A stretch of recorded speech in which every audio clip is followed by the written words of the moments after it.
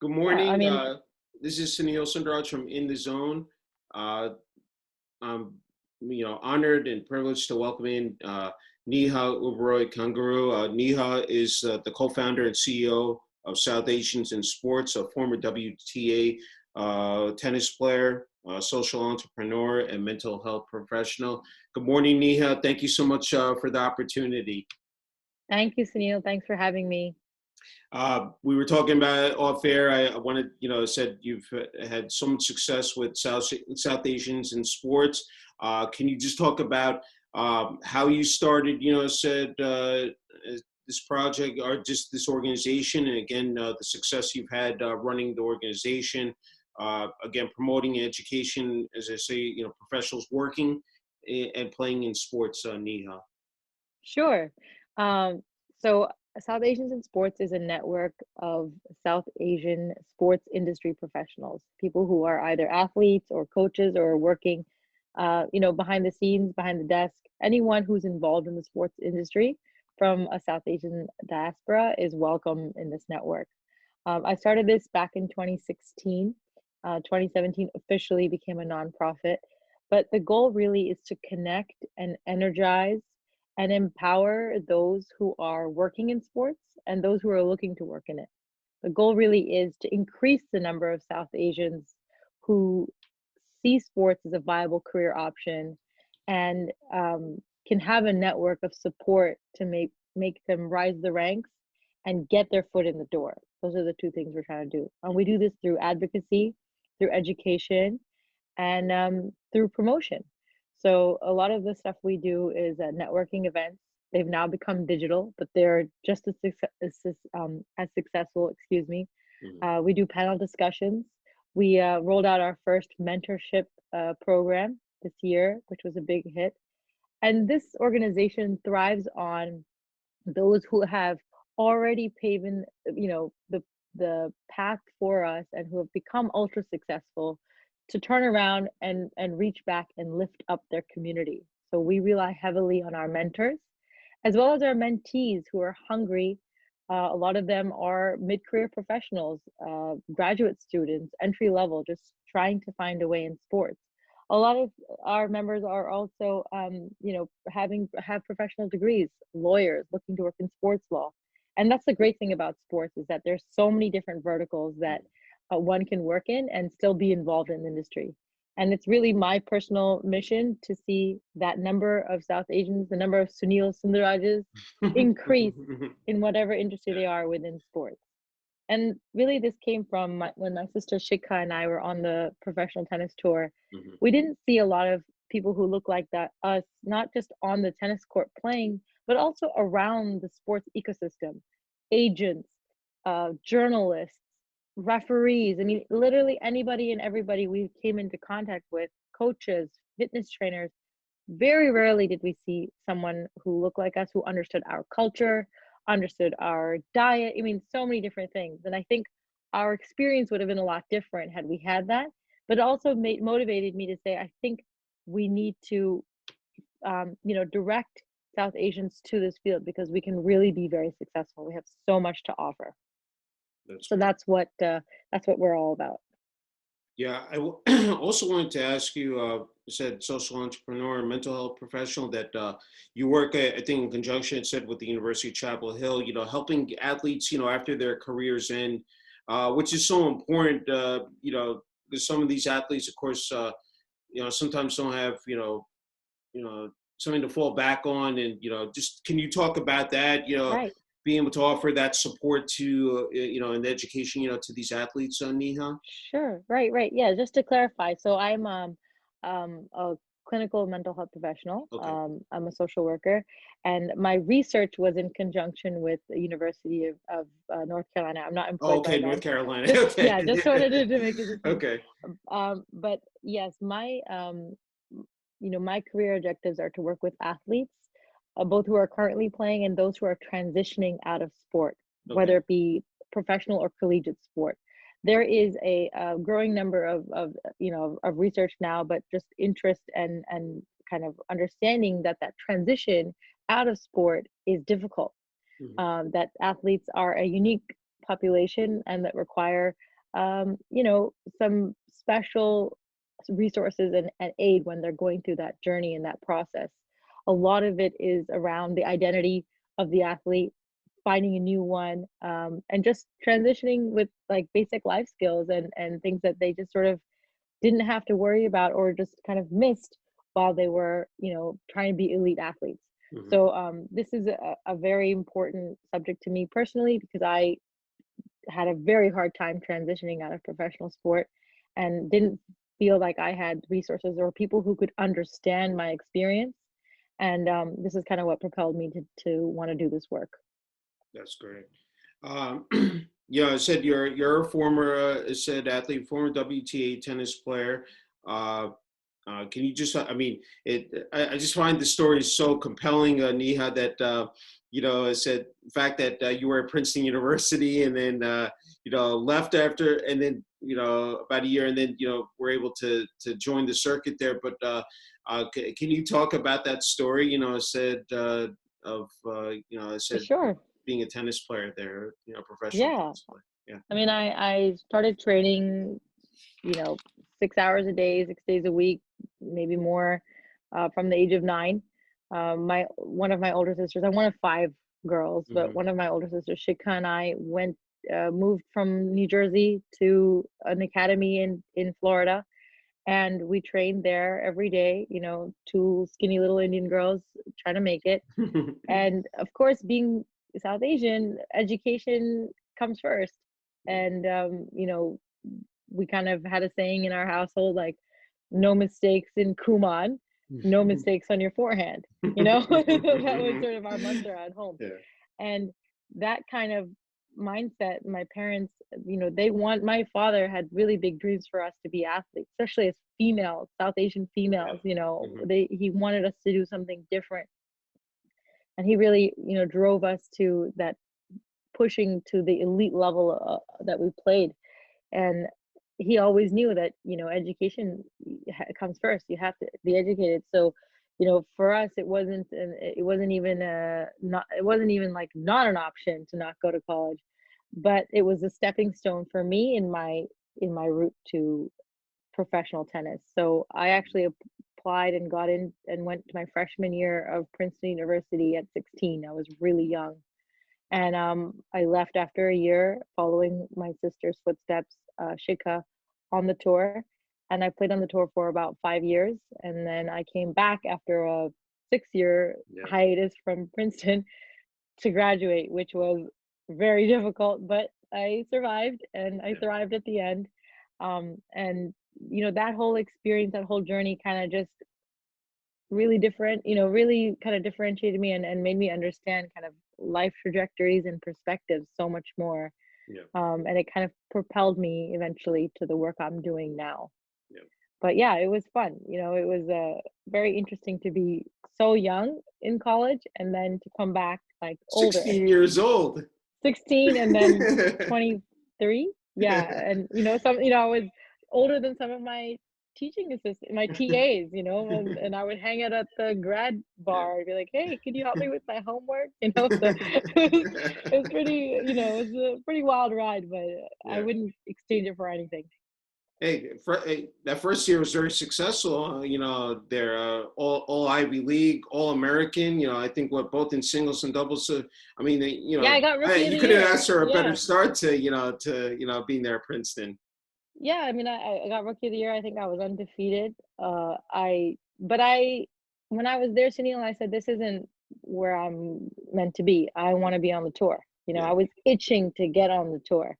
So, very interesting. Like, I think grass is always greener, right?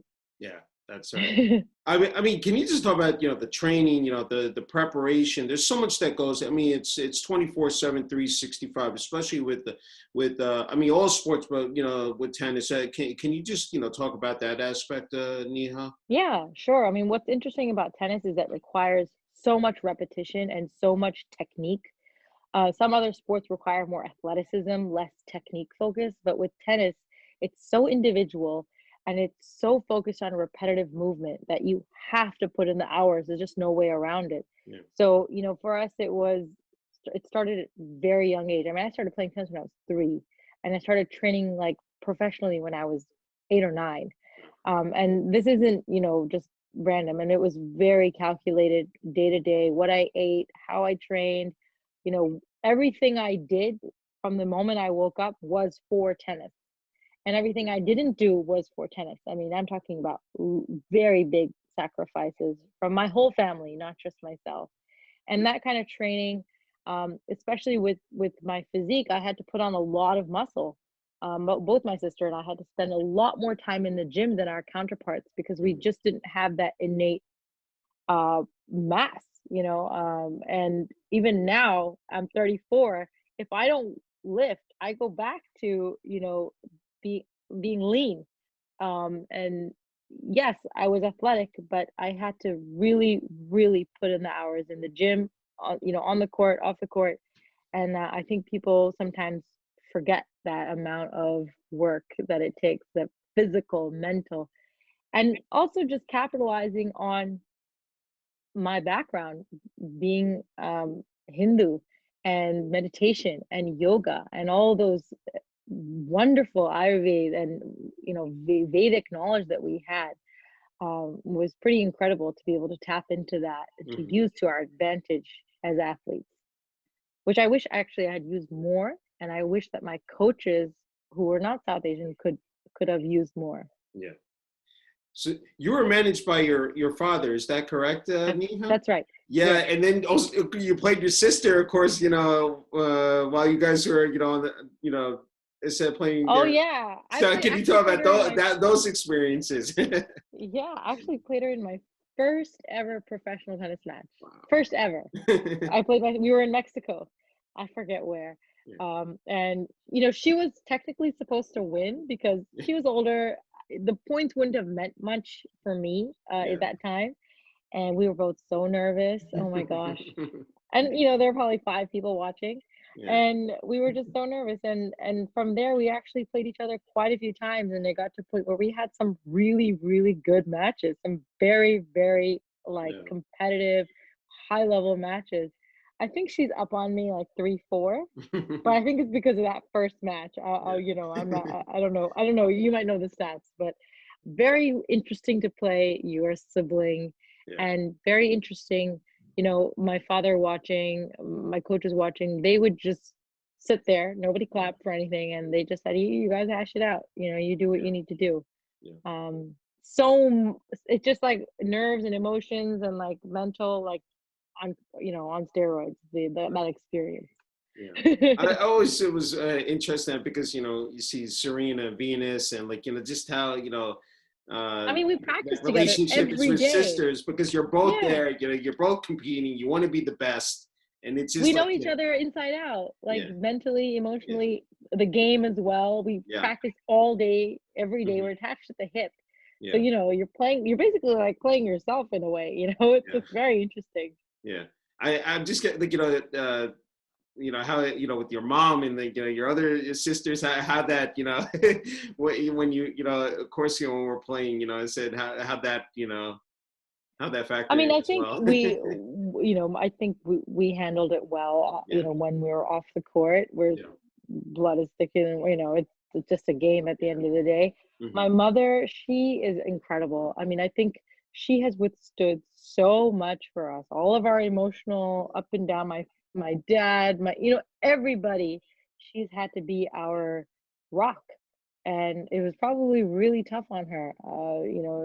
She just held it down for us. She was also our nutritionist, our head massage therapist. I mean, she was my psychologist. I mean, she's been everything for me. So yeah, I think my mom really just, I think if anyone um, had to sacrifice and really step up to yeah. the plate, it's my mother, Yeah. of anybody. And That, balancing that plus the other kids, who were not I doing know. professional tennis. I mean, it's a lot. Yeah, can you talk about the support now to see how you've evolved and like now to where you are now? Can you just talk about how much the support from your family here, Neha? Yes, I mean, I think, to be very honest with you, Sunil, when I left the game, it was not, it was a mental burnout, really. I actually got a pretty bad eating disorder Mm, in my early 20s. As I was rising the ranks, I had a couple of top 50 wins. And, I mean, I had some wins where I was yeah. beating my opponents, like bageling them. Mhm. And it felt good, but there was a lot in my life that was crashing down. I think the toxicity of the people who were around me kind of got to me, and the pressure of it all that I put on myself. And I think that's kind of where some of the drawbacks we have, being South Asian. We push so hard, we sometimes don't see what it does to the person. And as a young woman who was maturing, it was very, very hard for me to talk about that openly, especially with my parents who had sacrificed so much for us to be where we were. So leaving the game was a choice I had to make that was so difficult. And I had a really hard time connecting with my parents um, for a few years after that. Saying I've got to do this for me. This is important for me. Yeah. And it wasn't until a couple of years later where, I really worked on myself. I went through that work, and I tried to find people who, could help me through this journey, where Mhm. I could turn around and be grateful for everything I had been given by my parents, who want nothing. At the end of the day, parents don't want anything other than your happiness. Sometimes they want to show you which direction it is. And now I mean, I think we're so close now, but the support that they gave me, not just financially, but even just to say, okay, we're gonna get mad, we're gonna scream and fight, but at the end of the day, we're your parents, and you can always come back. You always belong here in this family. And I think that's what's so unique about, and I don't want to generalize, I don't think it's like that for everybody, but Mhm. more than not, I think that's what's so powerful about the South Asian uh, community, and parenting, is that that you're theirs and that you belong. And that that grounding is, I think, was vital for me Yeah. in my 20s to kind of flourish, to reestablish myself, and to do the work I needed to do. Mhm. So I think my parents, I mean, I have nothing but gratitude for my parents. It's been bumpy. It's not been an easy ride, but Yeah. now that I have my own kids, I'm married. I mean, I think I can just nothing but respect for what they did, Yeah. and what they continue to do for all of us. That's great. I just one more thing. Just while you were playing, said on the WTA is that you got to travel, of course, throughout the country and probably the world as well. I mean, how did that? I just want to see how that worked out. It's like what those experiences, of course, were like. Oh man, it was so fun. I mean, yeah, we lived at airports. Yeah, we lived in, like, hotel rooms, and, Yeah. and for a while we would even stay in housing in people's homes because you don't have money on tour, so people are gracious and they host you in their families. I've been to so many places, across the US. I've gotten to see, you know, Midwest, Deep South. Like, I've been everywhere in the US and also globally. And for me, I think it just, like, reminds me, like, everyone's the same at Yeah. the end of the day. Everyone wants the same things. And yeah, cultures are different and beautiful, each in their own right. It was so fun though. So, I mean, I was with my sister. I was so lucky to be able to travel for most of my career with my sister. We had a blast. We would laugh. I think laughter, our, like, sense of humor would just help us take off any stress we had. If we had a bad loss, or even if we had, good wins, just to not take ourselves too seriously. Yeah. It was our laughter. And we had a blast. I mean, even now I can look at her, Sheikh Khadidi, and we can talk about something or say something, and it relates to some, random story of us being, you know, at the, in an airport or having some issue, and we just laugh and laugh and laugh. I there were some tough times, and we remember those too. But Yeah. what a ride, and what a privilege to be able to travel. I'm just remembering how much I used to travel now in this pandemic. It was just like Yeah. every week I was somewhere new. Yeah. Tokyo, Uzbekistan, Wow. tennis took us almost everywhere, and Yeah. what a privilege. And that bug that of traveling is still within me.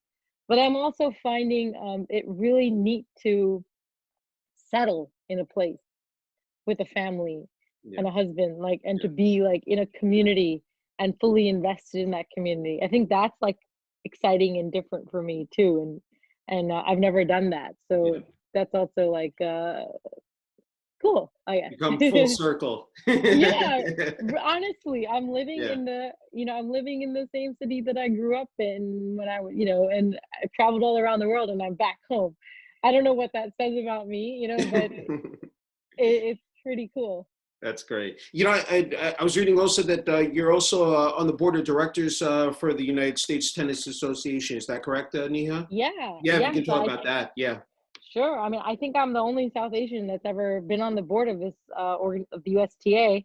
Um, I think I'm the youngest board member, uh, female. I think it's been a really great professional experience for me. Hmm. It's also been a nice personal experience to step back into tennis in this way and to give back in a way. I remember, I attended the US Open last year as a board member, and I was a bit nervous about going back to the Open, going back to my old stomping grounds, an identity that I had that was pretty turbulent, and I was a little nervous. Hmm. I didn't know what to expect when I saw the stadium, and New York City, that US Open is just an incredible environment, and Yeah.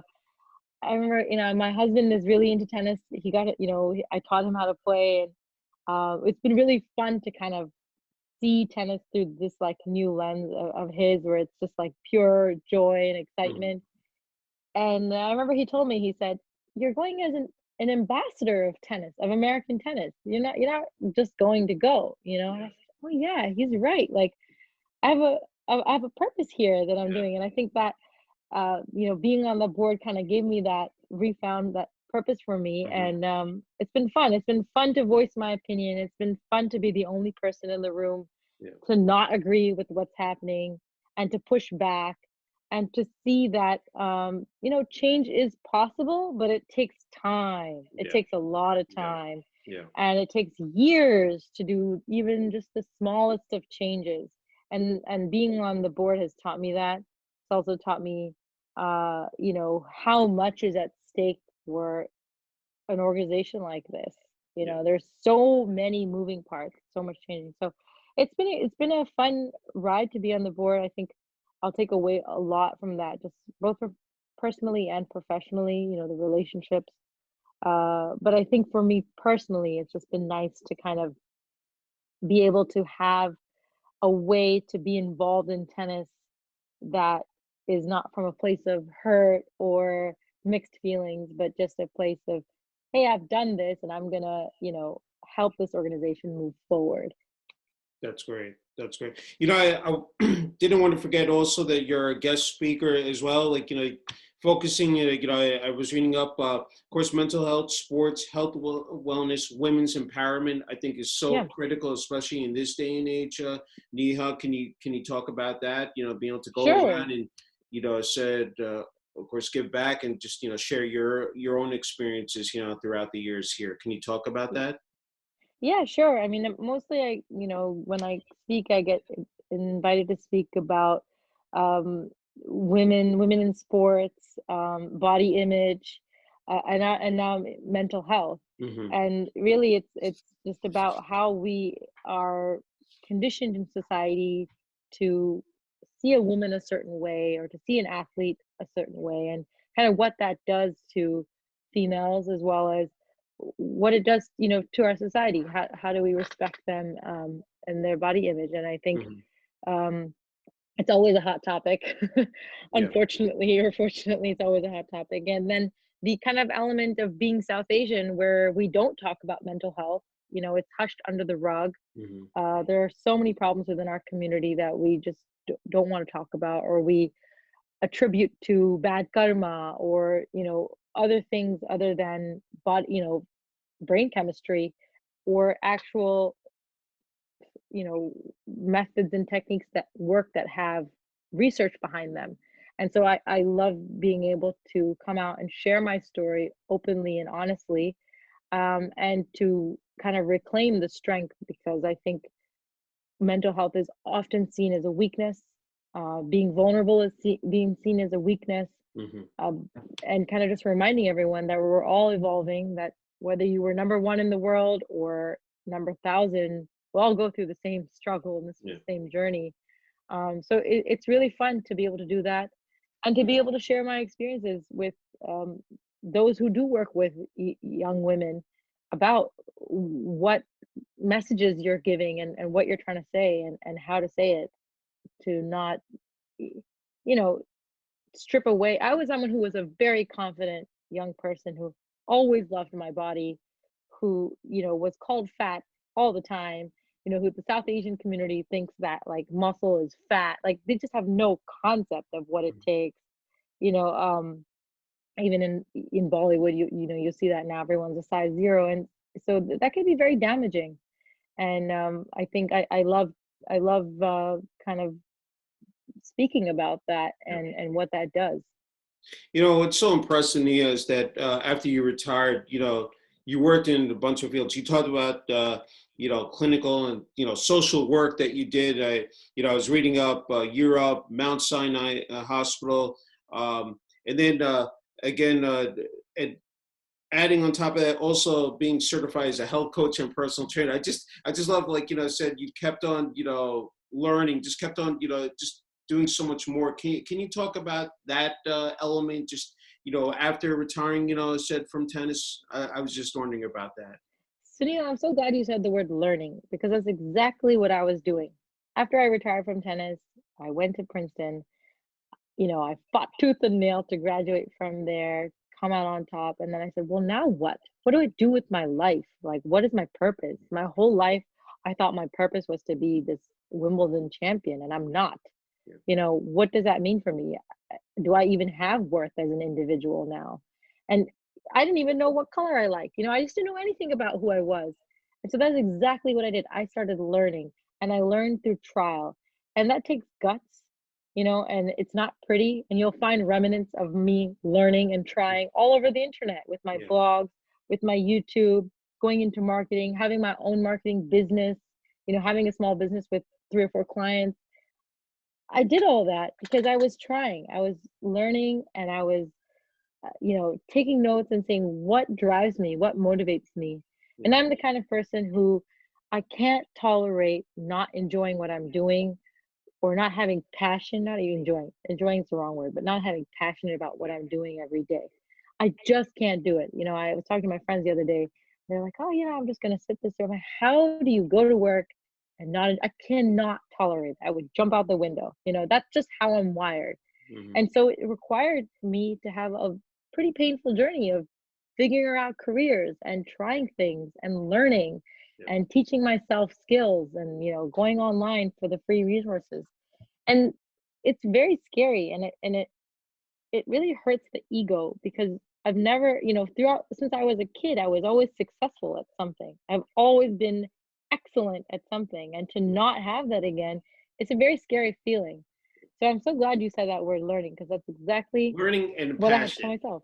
Learning and Learning and, I and think that learning and those are the finding two. the They just go hand in hand, really. they Like, go hand in hand. yeah, Exactly. yeah, I mean, I'm sure you did that in your career too. You have to learn, you have to go back and yeah, and it hurts. It's like, I was 34 or how long, hold on, 33, and I was an intern again. You yeah. know, I was, a celebrity, traveling around the world and this being a professional athlete where people recognize me and I'm an intern. Yeah, So it just that's what you got to do yeah, to find your yeah.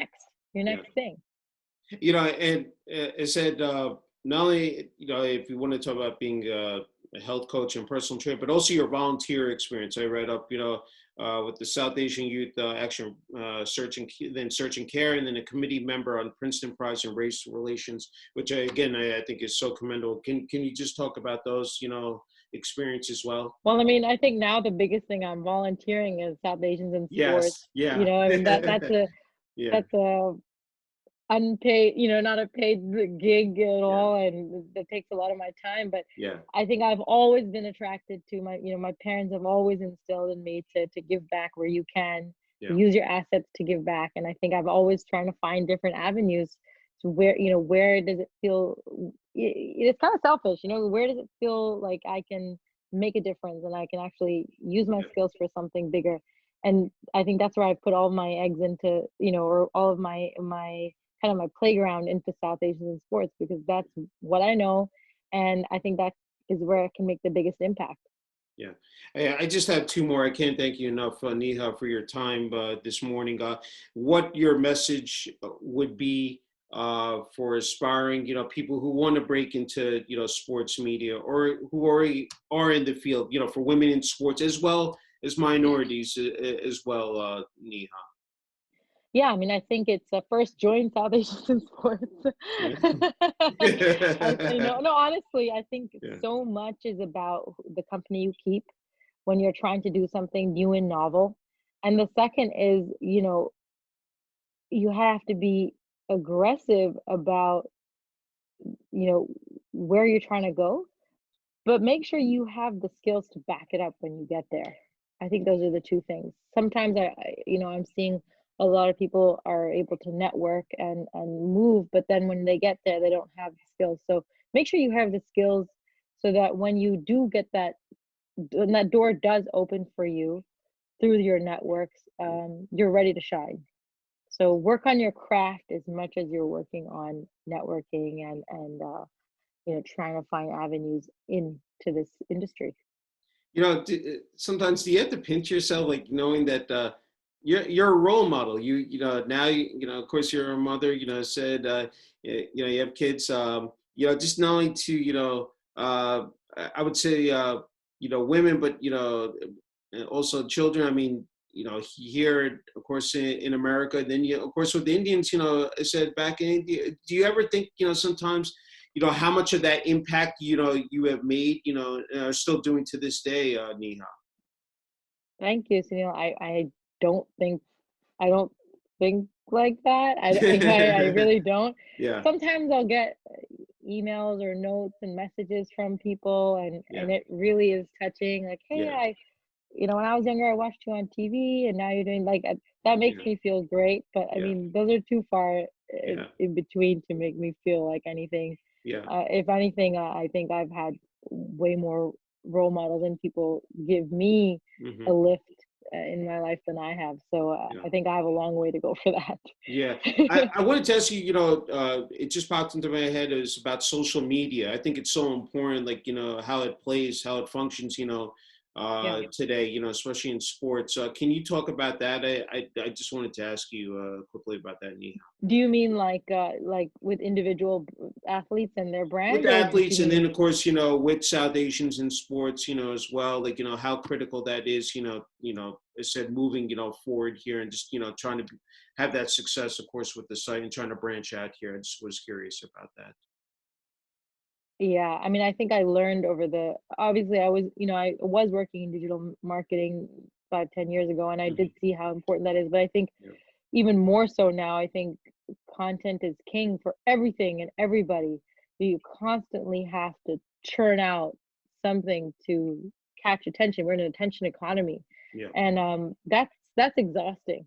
That to me, that often takes away from the mission of what I'm trying to do, because sometimes it's just noise.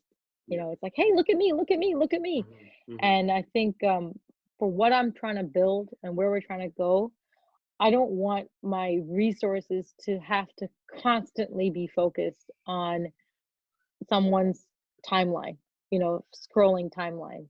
I think that there is still a presence or a place for organizations like mine who can make a lot of impact without having to constantly, you know, Yeah. be busy.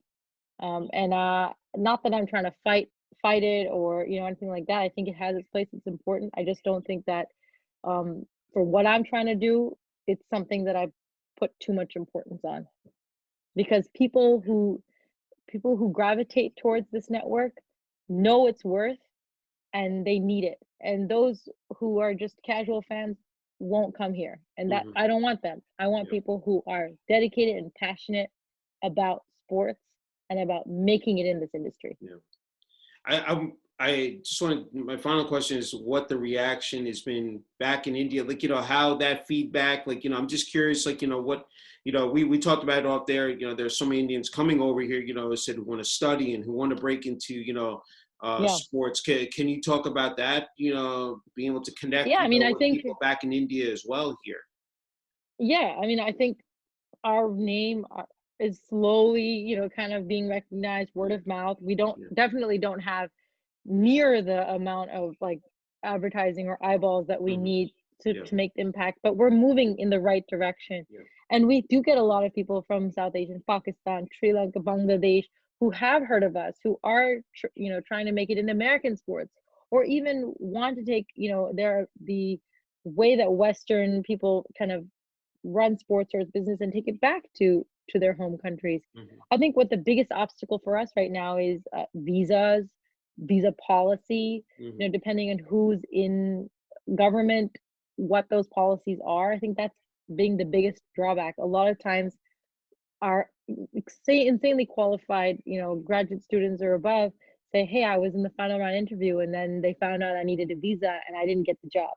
And yeah, that's happened so many times. So I wish there's something we could do as an organization.